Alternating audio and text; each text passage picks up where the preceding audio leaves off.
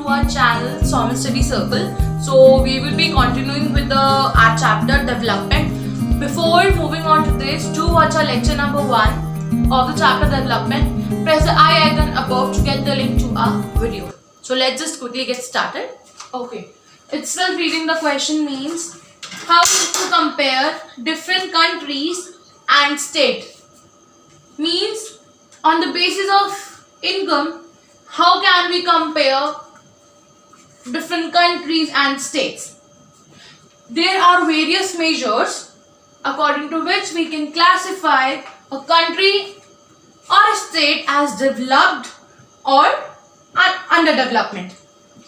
To elaborate this more, let's take the example. Suppose there are students in the class and we want to classify them. Suppose we are classifying the children as healthy and unhealthy, means children who are fit and who are unfit. Then we are more categorizing them into heights, their weights. So this is how we are comparing the children on the basis of different category.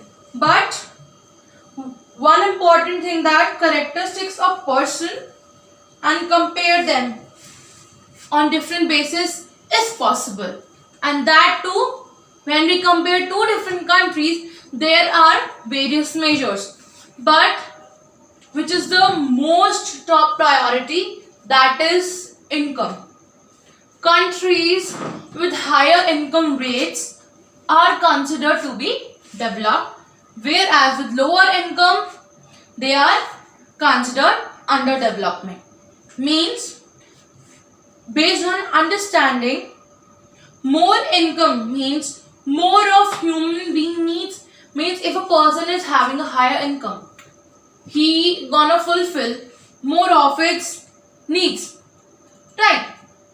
Wherever similarly another person having a very lower income and lives in another country, right? He is earning very less. That means he will have to compromise on the basis of, it's a compromise as he is a very low income, right? So to solve this problem we use the word per capita income. Why do we use that? Because different countries and different states have different income levels. Means their GDP growth, income distribution in their countries or states is different. So what do? We divide the total income of the country divided by total population. This was known as per capita. Per capita income also means average income. Means whatever is the total income of the country will be divided by total population. We will get the average income of the country per annum. Further, World Bank also have published it in the reports of 2017 to categorize the countries as rich, poor, or a normal middle class. If the per capita of the country in US dollars, that is 12,056, in Indian rupees it's something 90,000 something. So it's the rich country, right? If the country is having income of 1820, means the company is having income of 1820, it is considered to be somewhere in middle. But if the country is having a total income less than or equal to $955, it is considered to be poor. Whereas all the Middle East countries are mostly considered to be rich. So let's consider India. India is on the stage of development. This time the board examination has asked a question from in between the lines. Means a case study, in the form of case study they will ask you a question identify the value and explain, or either a textbook line will be given and you have to elaborate the whole statement. Okay, let's come to income and other criteria. What does this mean? Income and other criteria. Despite income, what are the other criteria that we can classify that the country is developed? Right. Income, as we discussed in our lecture number 1, that income, if we are having higher income, we would be demanding more. Our aspirations, our wishes would be more. Right. If we are working in an organization, despite income, other criteria means despite income, what do we want? Job security, good environment, social commitment. Right, this all is what we want rather than income also. Right. But other criteria. Healthcare also plays an important role despite income. If a country is having a good healthcare, that country is also considered that it is on the way of development or it is developed. I wrote a word here, infant mortality rate. That means number of children die before the age of 1 year as proportional, thousand proportion is gone in that year. Means, suppose there are 4,000 children born, right, in, let's say, in 2018, and number of children die per thousand is 20. Means in proportion to number of children born. There is a very good example given in the NCERT. A table is given in which they are comparing the 3 states, Haryana, Kerala and Bihar, in which the per capita of Haryana is much higher than that of Kerala. But more children die in Haryana than in Kerala. It's given in the book that the infant mortality of Kerala is somewhere 18, whereas in Haryana it's 36. That means double of that of Kerala. So if we compare on the basis of healthcare, that means Kerala has more good healthcare than, that means Kerala has much more good healthcare than Haryana. So this is asked in the paper. Infant mortality rate is asked. Then your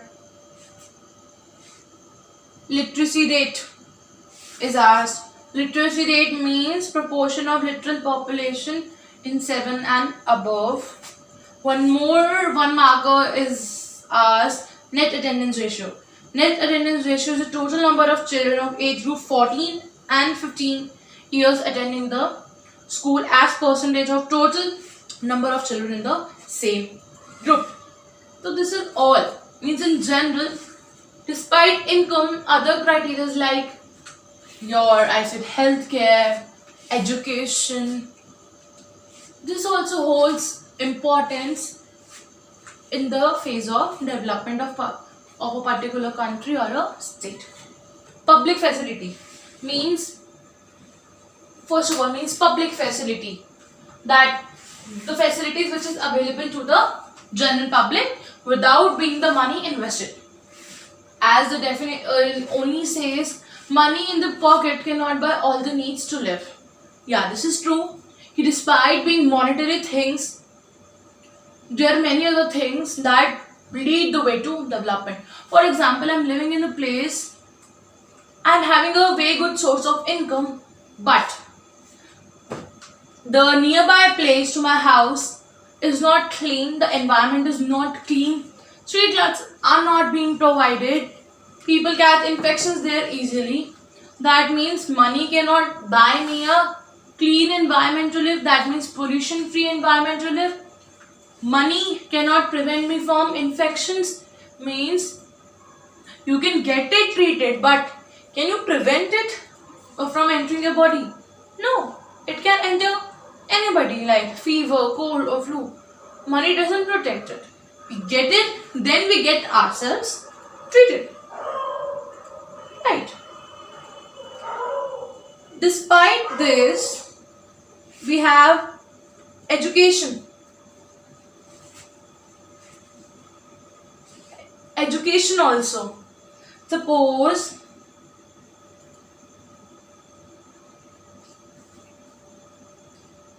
our parents are not able to afford a private school for us, but we want to study. Right? Government schools are open. Without charging any fee, they are entering me into their school and giving me a quality of education. So this is public facility. Avail to all without investing money. Means general for all. Understood? This is what public facility is. Like the state of Kerala has a very low IMR.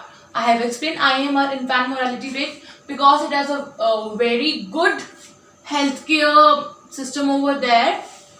Right, even PDAs are made. Next comes our sustainability of development. Sustainability of development is a general topic. As itself says, using the resources in such a way that resources are used wisely and judicially, preserving it for future generation. Means, though we have our need, like petrol, we need to use in such a way wisely and judiciously. How it we want to use should be wise and judicious, so that no waste is generated and it can be preserved for future generation. A very good example of this is groundwater. People in today's era are getting that little hand pumps, or you can say the tube wells that out there are houses, motors that are deep into the ground for getting fresh water. This has depleted the groundwater level. Why? Because groundwater level is a renewable resource. Sustainability also depends on two criteria: renewable resources and non-renewable resources. Renewable resources are not available in abundance in nature, whereas non-renewable resources are available in abundance in nature, whereas non-renewable are not abundance in nature. That means they take millions of years for formation. They cannot be quickly formed.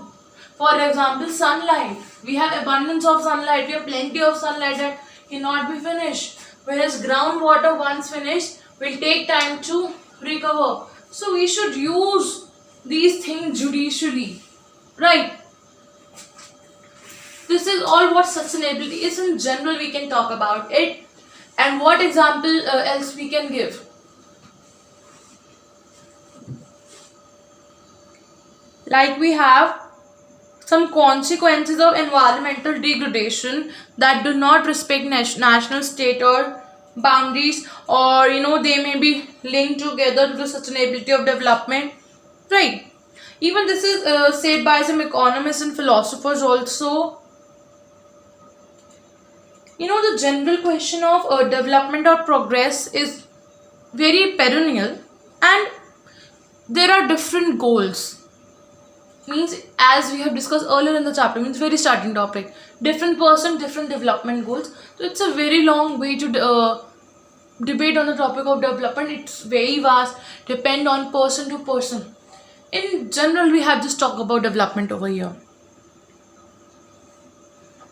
Whatever the examples I have given are this from NCERT only. After explaining, a reading of NCERT is must, and these questions are asked.